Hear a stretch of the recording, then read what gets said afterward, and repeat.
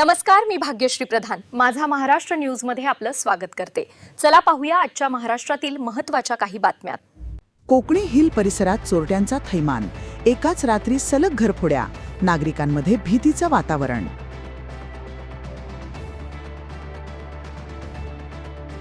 नंदुरबार शहरातील कोकणी हिल परिसरात मध्यरात्रीनंतर चोरट्यांनी अक्षरशः धुमाकूळ घालत सलग घरफोड्यांची मालिका रचल्याने नागरिकांमध्ये भीतीचं वातावरण निर्माण झाले आहे।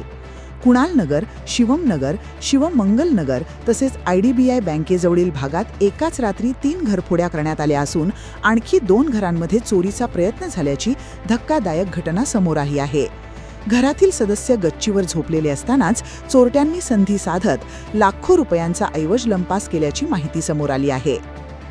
जिल्ह्याभरात ग्रामीण भागानंतर आता शहरातील वसाहतीही चोरट्यांच्या निशाण्यावर आल्याचे या घटनेतून स्पष्ट झाले आहे। रविवारी मध्यरात्रीनंतर कोकणी हिल परिसरातील विविध भागांमध्ये नियोजनबद्ध पद्धतीने घरफोड्या करण्यात आल्या। शिवमंगल नगरमधील प्रसाद देवीदास माळी हे कुटुंबासह गच्चीवर झोपलेले असताना चोरट्यांनी त्यांच्या घरात प्रवेश केला। घरातील कपाट फोडून सुमारे 41,000 रुपयांची रोकड व सोन्या चांदीचे दागिने चोरट्यांनी लंपास केल्याची माहिती समोर आली आहे।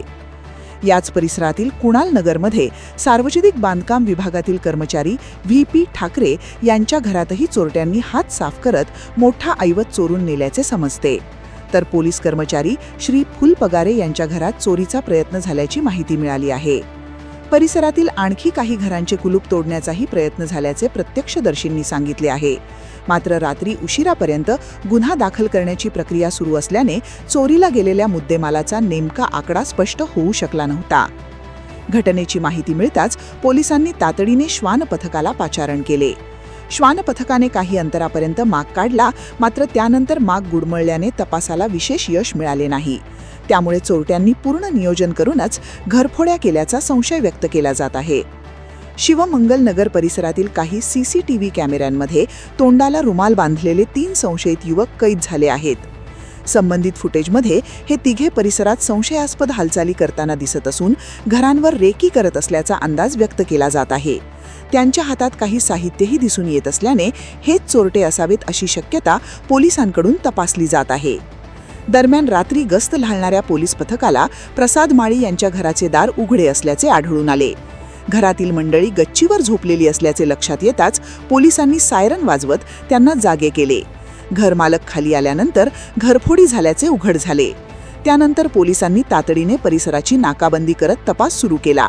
मात्र अंधाराचा फायदा घेत चोरटे पसार झाल्याचे सांगितले जात आहे।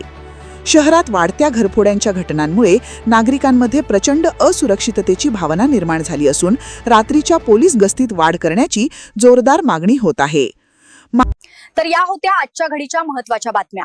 आपल्या सूचना, प्रतिक्रिया आणि बातम्यासाठी खालील दिल्या नंबर्सवर संपर्क करा। आजसाठी इथेच थांबूया। आपण पाहत रहा माझा महाराष्ट्र न्यूज, सामान्य माणसाचा बुलंद आवाज। नमस्कार।